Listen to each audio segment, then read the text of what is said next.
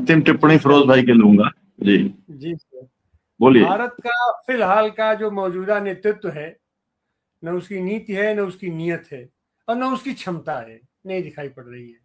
भारत को आज की तारीख में बहुत ज़्यादा निराशाजनक स्थिति में पहुंचा दिया गया है। वो भारत जो कभी दुनिया का नेता हुआ करता था, थर्ड वर्ल्ड कंट्री का नेता था, 121 देशों का नेता था, आज उसके साथ एक भी देश नहीं है। यहाँ तक कि हम जिसकी लटकन बने फिर रहे हैं वो भी हमारा नहीं है। तो इस दुविधा के बीच आज भारत झूल रहा है, और भारत से तो कोई उम्मीद फिलहाल जो अपना नेतृत्व, ऐसा नहीं है। भारत की जनता और भारत में भी एक से एक काबिल लोग हैं जो इन चीजों को बड़ी ही सहजता के साथ इसका निर्वहन कर सकते हैं, इस मामले में अपने बीच में पंचायत कर सकते हैं, लेकिन उनको मौका नहीं मिलेगा। तो एक बात तो ये रही, और ये रही बात की पाकिस्तान और ईरान, इसका तो इतना तो निश्चित है कि इस बीच दुनिया में ईरान ने अपनी एक नैतिक ताकत, नैतिक सत्ता स्थापित की है, इसमें कहीं कोई दो राय नहीं है। और पाकिस्तान ने भी इस बीच एक कूटनीतिक तरीके से अपनी ऊंचाई बनाई थी, अपना स्थान उसने बनाया था, लेकिन जो उसकी नियति है उसके तहत तो वो उससे मेल नहीं खा रहा था। वो गुब्बारा था जिसको फुलाया गया था अपना साम्राज्य देशों से, और खास करके अमेरिका की तरफ से वो गुब्बारा फुलाया गया था। लेकिन कुल जो हटा करके भारत से ज्यादा तो अटैचमेंट उसका अमेरिका से है, और अमेरिका सीधा सीधा वो अमेरिका का तो एक तरीके से बच्चा हुआ है, पाला पोसा बच्चा है। अगर वो अमेरिका को चपत भी मार देता है, उसके साथ कुछ ऐसा भी करता है, तो वो उसका खुतरवत मामला है, वहां पर अमेरिका उसको कहीं कुछ नहीं करेगा। और शायद यही कारण है कि ईरान से लड़ने के बावजूद भी ईरान और अमेरिका का सबसे प्यारा बच्चा आज की तारीख में अभी तक तो दिखाई पड़ रहा है पाकिस्तान। लेकिन ये जो चीजें हुई हैं, यह भी वो जो प्यारे बच्चे की स्थिति है, उसी स्थिति में हमको लग रहा है कि उसको टूल बना करके इस्तेमाल किया गया है अफगानिस्तान के ऊपर हमला करने का, या यहाँ का ये जो जियो पॉलिटिक्स की नहीं, ये जो बात कहा था अपने खालिद साहब ने कि उसके तहत पाकिस्तान का औचित्य बना रहे, पाकिस्तान की ताकत बनी रहे, पाकिस्तान की ऊंचाई बनी रहे, इसके लिए ये अफगानिस्तान को सुनियोजित तरीके से अफगानिस्तान और पाकिस्तान को भिड़ाने का मामला दिखाई पड़ रहा है। अब आगे इसमें क्या होगा नहीं कहा जा सकता, लेकिन फिलहाल जो हम शांति वार्ता की तरफ देश और पूरी दुनिया बढ़ रही थी, उसमें व्यवधान तो पड़ा है, और वह व्यवधान भी इजराइल के ही कारण है, अमेरिका के ही कारण है। और ये सब अमेरिका और इजराइल का क्रिएशन है। जब तक अमेरिका और इजराइल नहीं चाहेंगे तब तक शांति स्थापित नहीं होगी, और ये लोग नहीं चाहेंगे, और खास करके इजराइल तो नहीं ही चाहेगा। फिलहाल इजराइल के का ये जो नेतृत्व है, ये नेतन्याहू, ये तो कतई नहीं चाहेगी, क्योंकि इसको वहां चुनाव लड़ना है, और इजराइल के खून में बसा हुआ है युद्ध पिपासा। चाहे जो पार्टी वहां पर आएगी वो उसको प्रश्रय देगी। और अमेरिका में चूंकि मध्यवर्ती चुनाव होना है, इसलिए अमेरिका की तो थोड़ी बहुत बात हो सकती है कि वो शांति की तरफ बढ़े, लेकिन अमेरिका को और खास करके ट्रंप को नेतन्याहू इस पहल की तरफ बढ़ने नहीं देंगे। अब वो कितनी ताकत है इजराइल की, कैसी ताकत है, अभी तो विश्लेषण की बात है, लेकिन स्थिति यही है। तो ये जो माहौल अभी बन रहा है अफगानिस्तान और पाकिस्तान का, ये सब मिला जुला खेल है, और इसमें अफगानिस्तान की जनता, खास करके अफगानिस्तान की जनता बहुत ज्यादा प्रताड़ित होगी, बहुत ज्यादा पीड़ित होगी, जिस तरीके से ईरान की जनता पीड़ित हो रही है। जी सर। जी बहुत शुक्रिया आपका। मैं कंक्लूडिंग रिमार्क्स के लिए रूप मिठी बोरावाला जी आपके पास में मैं आता हूँ, थोड़ा म्यूट कर लीजिए आप सब ना, आवाज आ रही है इसमें। जी शिलम जी, एक्चुअली बातें सबकी बहुत इंटरेस्टिंग रही है। व्यास ji, Khalid bhai, Adampal ji, everybody has been very interesting, complex, बहुत कॉम्प्लेक्सिटीज को डील किया है। अब अभी की जो बेसिक कॉन्टेक्स्ट है, अभी ये जो वॉर सिचुएशन 3 साल से चल रही पाकिस्तान और अफगानिस्तान बीच में, 2023 से 26 तक, और खास करके फरवरी 2026 में तो फुल फ्लेज वॉर शुरू हो चुकी है, वो है तहरीक तालिबान पाकिस्तान का मुद्दा। वो बहुत बड़ा मुद्दा है। यही तहरीक तालिबान पाकिस्तान को पाकिस्तानी फोर्सेस ने खड़ा किया था, मगर वो होते होते इतनी बड़ी ताकत हो गई कि भाई हम आईएसआई और पाकिस्तान मिलिट्री के प्यादे नहीं हैं, हम तो अभी पाकिस्तानी स्टेट को ही हाथ में ले लेंगे, यहाँ तक वो बात आ गई। तो ये जंग तो चली रही थी, और पिछले 3 सालों में पाकिस्तान ने जो काम किया है कि इन्होंने अफगानी, जैसे आदम ने बता दिया कि भाई अभी ठीक है, हो गया जो होना था, भी आप अपने देश जाओ, तो 2.5 मिलियन, 25 से 30 लाख अफगानियों को उन्होंने निकालना शुरू किया है। एक तो वो बात है। तो 5 मेजर कारण है अभी के क्राइसिस के। एक तो है कि ये जो तहरीके तालिबान, पाकिस्तान का जो सेफ हेवन स्टेटस है अफगानिस्तान में, पाकिस्तान का बोलना है कि वो लीडर को हमको आपको देना होगा, वो तालिबान कभी देने वाला नहीं है।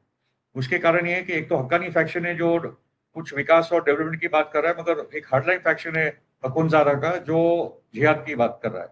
और अगर तहरीके तालिबान पाकिस्तान को हैंड ओवर शुरू किया तो आइसिस खोरासान पाकिस्तान अफगानिस्तान में मौजूद है, उसमें भर्ती हो जाएगी। तो ये बहुत ही नाजुक परिस्थिति है अफगानिस्तान के तालिबान के लिए। एक्चुअली वो करे तो करे क्या, एक तो वो बात है। दूसरा जो मैटर है कि मतलब ये भी हम लोग थोड़ा समझ लें कि 40 साल अफगानियों ने, चाहे वो सोवियत रूस का दौर और उसके बाद जो अमेरिका का दौर और सिविल वॉर, मतलब ये सोसाइटी 250 साल पुरानी जा चुकी है। ये कोई नॉर्मल ये एक ट्राइबल सोसाइटी थी, मगर एक दंगा हमारे शहर में होता है तो हमको 10 साल लगते हैं, यहाँ तो 40 साल जंग हुई है। तो आप सोचो कि ये सोसाइटी कितना कितना पीछे चला गया है। तो एक तो ये बात है। दूसरा कि पाकिस्तान और अफगानिस्तान के, again we have to go back to the British empire, कि वो जो डुरान लाइक खींची थी उन्होंने अफगानिस्तान और इंडिया के बीच में, वो जो NWFP इलाका है वो पश्तून इलाका है, और वो कभी भी अफगानियों ने और पश्तूनों ने माना नहीं। तो वो लगातार वो सिलसिला चलता रहेगा, और पाकिस्तान को पता है कि ये कभी ना कभी टूट कर चला जाएगा। तो अभी तक वो लोग ने पश्तून राष्ट्रवाद को कंट्रोल किया था, तालिबान और दूसरे फोर्सेस से, मगर आज वो पश्तून राष्ट्रवाद के फोर्सेस ही निकल गए, और जो इमरान खान करके एक लीडर था उन्होंने अंदर डाल दिया। तो वो भी एक बचाने वाला लीडर भी नहीं है। ये परिस्थिति है। तो पाकिस्तान की अभी की स्ट्रैटेजी है कि ये वॉर के माध्यम से वो कुछ बफर जोन बनाते बॉर्डर पे, ताकि तहरीके तालिबान पाकिस्तान का पेनिट्रेशन ना हो जाए। और जैसे व्यासी ने बताया, वो जो कराची में बहुत बड़ा अटैक हुआ था रेंजर्स वगैरह पे, ये अटैक बंद हो।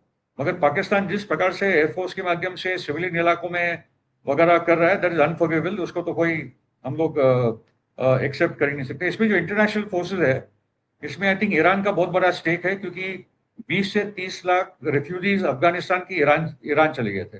मतलब ईरान में आपको 90 प्रदेशों के देश मिलेंगे, अलग अलग राष्ट्रों के देश मिलेंगे। और दिक्कत ये होगी कि जो अफगान चले गए थे अंदर, उसमें जो 12 दिन की जंग थी, उसमें पता चला कि अफगान के बहुत सारे CI के एजेंट्स ने ईरान के खिलाफ जासूसी की थी, जिसके कारण ईरान के लिए बहुत बड़ी प्रॉब्लम हो गया था। तो ईरान भी उनको भी बोल रहा है भाई अपने अपने घर चले जाओ। तो एक तो वो और ईरान के लिए मसला है कि अगर अफगानिस्तान पाकिस्तान की जंग बहुत बड़ी होगी तो वापस बड़े पैमाने पे रेफ्यूजीज ईरान आ जाएंगे। चाइना के लिए मसला है कि आइसिस खोरासान वहां बैठा है, और वो जो उइगुर इलाका है ईस्ट तुर्कमेनिस्तान जिंगजांग प्रोविंस, वहां से वो जिहाद ना फैले। वो सभी सेंट्रल एशियन कंट्रीज के लिए ये बहुत बड़ा मसला है कि अफगानिस्तान स्टेबल रहे। रशिया के लिए भी मामला है। चाइना तो चाहता है कि डेवलपमेंट के माध्यम से, क्योंकि उसका जो सीपेक लाइन है पाकिस्तान में, और जो अफगानिस्तान में भी वो एक बहुत बड़ा रोल प्ले कर रहा है, वो चाइना कर रहा है। सऊदी, कतर तो दोहा में तालिबान का दफ्तर था, तो वहां बातचीत की सिलसिला कुछ चला रहा है, मगर उसमें से कुछ खास निकल नहीं रहा है। अमेरिका तो चाहता है कि बागरा में वापस बेस बन जाए उसका, तालिबान मान नहीं रहा है, मगर वो भी एक अमेरिका का दबाव है।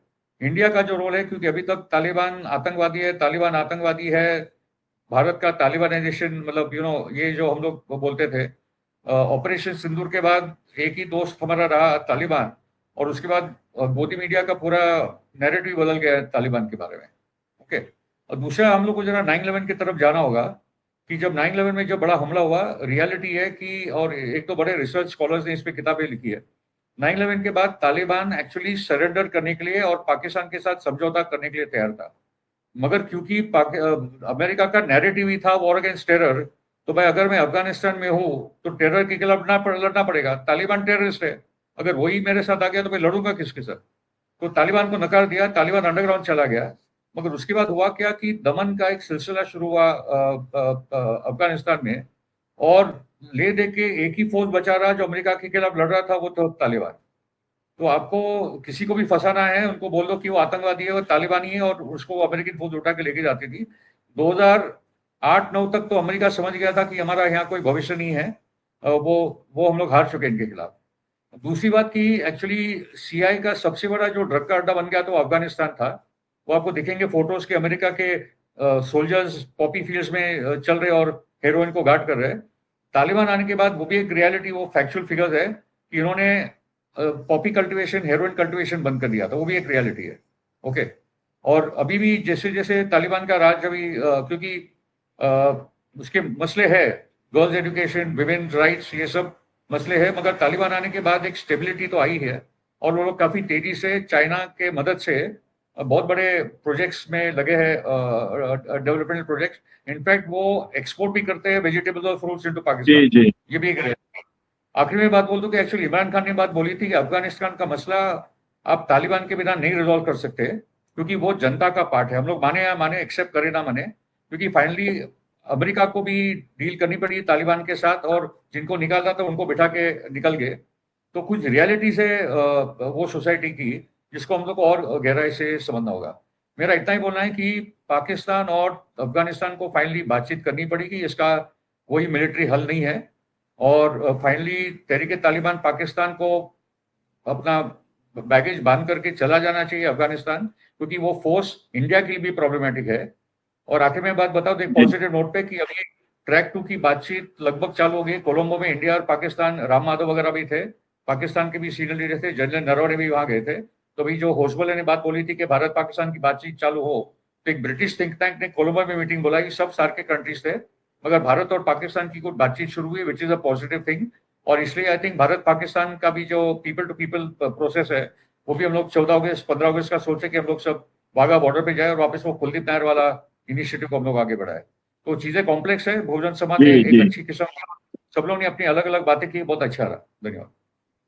बहुत बहुत शुक्रिया आपका। मुझे लगता है कि दर्शकों को बहुत इंसाइट मिला होगा इस इशू को समझने के लिए, और बहुत सारे लोगों को जो बिल्कुल ये देखते रहते हैं कि कोई तो एक देश दिख जाए जहां पर कि भारत सरकार की कुछ साख है, तो यहाँ की बातचीत में ये तो पता चला कि जो अफगानिस्तानी और मतलब तालिबानी जो शासक हैं उनका बड़ा अच्छा रिश्ता है मोदी जी के साथ में। तो ये कुछ लोगों को बहुत फील गुड होगा, और हम लोगों के लिए ये बात है कि जिस तरीके का जो आपने बताया अभी चैनल 2 के ऊपर जो चल रहा है, हालांकि उसको भारत सरकार डिनाई करने के मोड में दिखलाई पड़ रही है, लेकिन हम लोग तो ये चाहते ही हैं कि भारत और पाकिस्तान के बीच में लगातार वार्ता चले और एक स्थायी शांतिपूर्ण हल इसका निकले।